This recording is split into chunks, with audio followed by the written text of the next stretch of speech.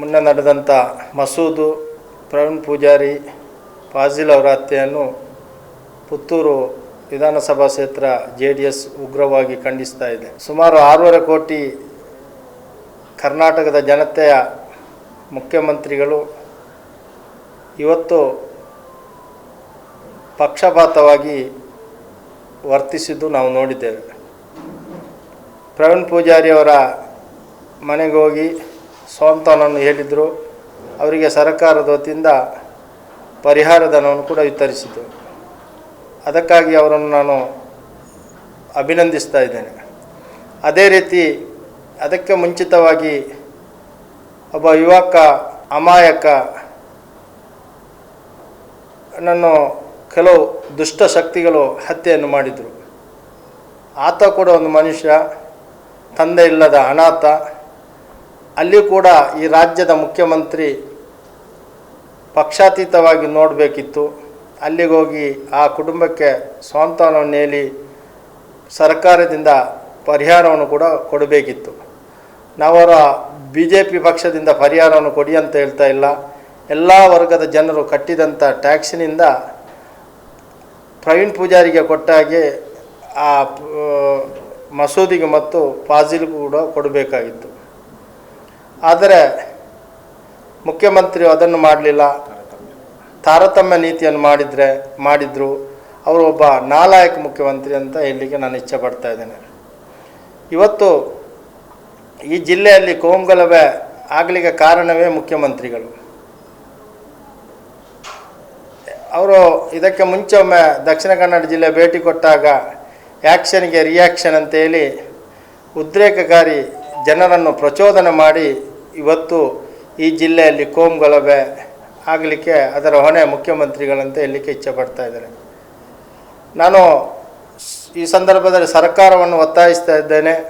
ನೀವು ಪ್ರವೀಣ್ ಪೂಜಾರಿಯ ಹತ್ಯೆಯನ್ನು NIAಗೆ ವಹಿಸಿದ್ದೀರಿ. ಅದೇ ರೀತಿ ಮಸೂದು ಮತ್ತು ಫಾಜಿಲ್ ಅವರ ಹತ್ಯೆಯನ್ನು ಕೂಡ ನಾವು ಹೇಳ್ತಾ ಇರೋದು ಪುತ್ತೂರು ತಾಲೂಕು JDS ಒಬ್ಬ ಹಾಲಿ ನ್ಯಾಯಾಧೀಶರ ಮೂಲಕ ತನಿಖೆಯನ್ನು ಮಾಡಬೇಕೆಂದು ಈ ಸಂದರ್ಭದಲ್ಲಿ ಒತ್ತಾಯ ಮಾಡ್ತಾ ಇದ್ದೇನೆ.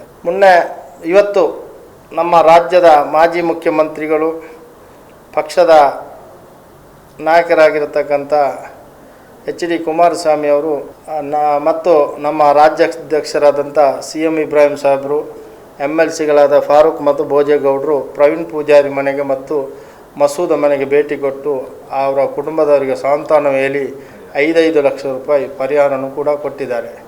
ಈಗ ತಾನೇ ಫಾಜಿಲ್ ಅವರ ಮನೆಗೆ ಕೂಡ ಹೋಗಿದ್ದಾರೆ. ಇವತ್ತು ಎಲ್ಲ ಪಕ್ಷದವರು ಹೋದಾಗ ಆ ಮನೆಯಲ್ಲಿ ಅವರಿಗೆ ಬಹಿಷ್ಕಾರ ಹಾಕಿ ಅವರಿಗೆ ಧಿಕ್ಕಾರ ಕೂಗಿದ್ದನ್ನು ನಾವು ನೋಡಿದ್ದೇವೆ.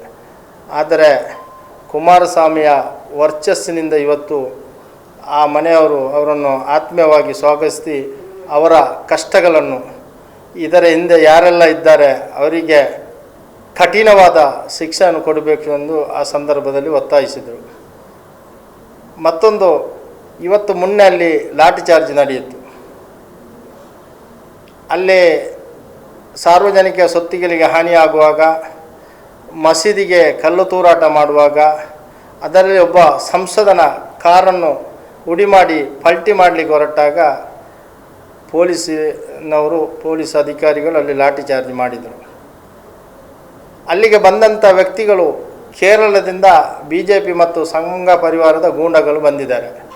ಅದರಲ್ಲಿ ಒಬ್ಬರು ಅಲ್ಲಿಯ ನಗರಸಭೆಯ ವಿಪಕ್ಷ ನಾಯಕರಾದಂಥ ರಮೇಶ್ ಎಂಬವರು ಅಲ್ಲಿಗೆ ಬಂದಿದ್ದಾರೆ. ಅವರ ಮೇಲೆ ಲಾಠಿ ಚಾರ್ಜ್ ಆಗಿದೆ.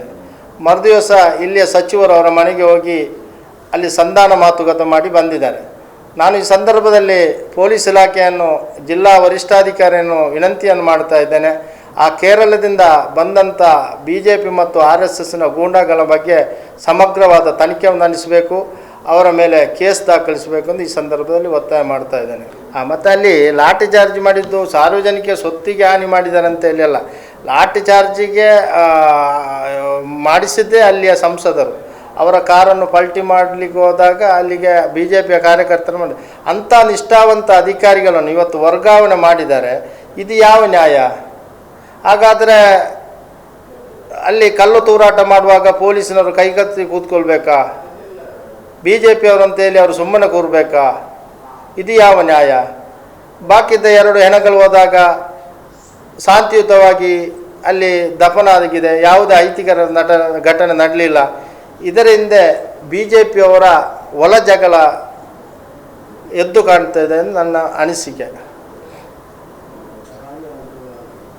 ಮತ್ತು ಇತ್ತೀಚಿನ ದಿನಗಳಲ್ಲಿ ತಾಲೂಕಿನಾದ್ಯಂತ ಅದರಲ್ಲಿ ಬೆಲ್ಲಾರ ಪರಿಸರದಲ್ಲಿ ಗಾಂಜಾ ವ್ಯಸನಿ ಜಾಸ್ತಿ ಆಗಿದೆ.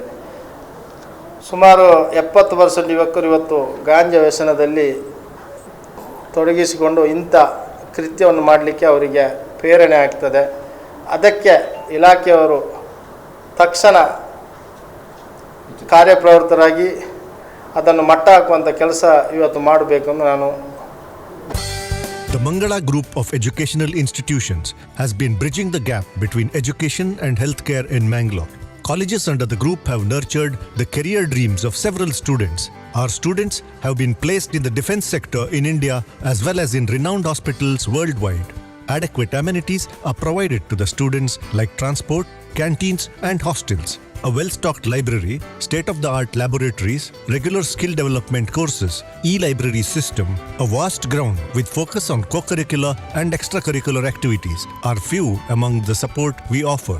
The Mangala Group of Educational Institutions offers quality courses in nursing, paramedical sciences, allied health sciences, physiotherapy, and speech and hearing. The journey of 1,000 miles starts with a single bus ride to college. Explore and experience the exceptional quality of education at Mangala Group of Educational Institutions. ಸುದ್ದಿ channel ಕ್ಷಣ ಕ್ಷಣದ ಸುದ್ದಿಗಾಗಿ